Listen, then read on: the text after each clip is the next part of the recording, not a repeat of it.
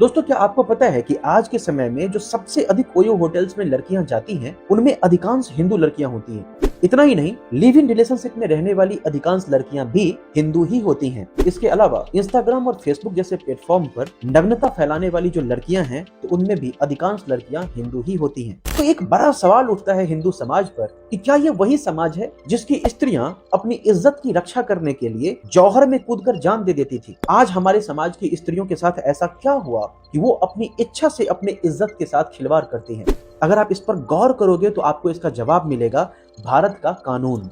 दोस्तों, 1857 तक हिंदू परिवार और हिंदू समाज का पूरा मामला हिंदू धर्म संभालता था। लेकिन 1857 में अंग्रेजों के खिलाफ जो क्रांति हुई थी, उस क्रांति के बाद अंग्रेजों ने मंदिर और मठों को खत्म कर दिया और हिंदू समाज और परिवार के लिए भी खुद कानून बनाना शुरू कर दिया। 1947 में जब भारत आजाद हुआ तो इस सिस्टम को खत्म कर देना चाहिए था और भारत सरकार को परिवार और समाज का कानून बनाने की व्यवस्था मंदिरों और मठों को फिर से सौंप देना चाहिए था। मगर भारत सरकार ने उसको खत्म नहीं किया, ये कह करके कि सनातन धर्म तो खुद शासन करने के लायक नहीं है क्योंकि इसमें छुआछूत और जातिवाद जैसी चीजें हैं।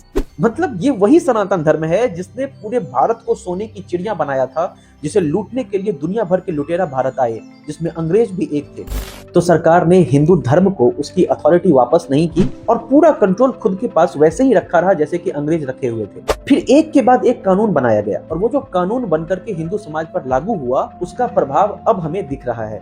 आज भारत का कानून इतना खतरनाक हो चुका है कि अगर कोई बेटी किसी लड़के के साथ लिव इन रिलेशनशिप में रहना चाहे और उसका पिता या भाई उसके लिए उसे मना करे, तो उस बेटी को पूरा अधिकार है कि वो पुलिस में जाकर के अपने पिता और भाई के खिलाफ केस कर दे।